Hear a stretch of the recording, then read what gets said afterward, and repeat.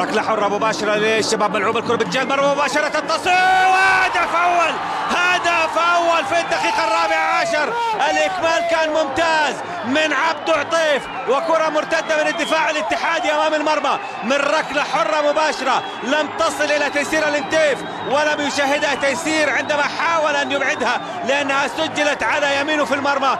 الهدف الشباب الاول في الدقيقه الرابعه عشر، كره من ركله حره مباشره نفذت تماما، اتخلصت بشكل خاطئ. نتابعها مرة أخرى، كرة بدر الحقباني باتجاه المرمى، كانت خلصت رأسية من رضا تكر ووصلت على طول على الطاير من عبد عطيف اللي بيضع كرة باليسرى، وهو اللاعب الذي يلعب بالقدم اليمنى، وضعها على طول في المرمى أرضية على يمين تيسير الانتيف.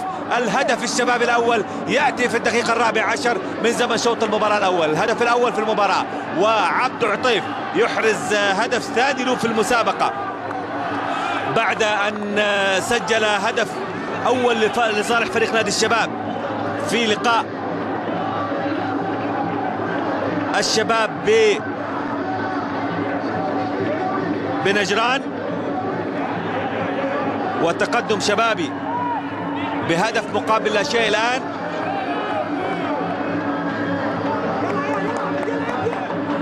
محاولة اتحادية الآن من الناحية اليمنى، ربع ساعة تمر من زمن شوط المباراة الأول، تقدم للشباب بهدف الظاهر أمامنا على الشاشة.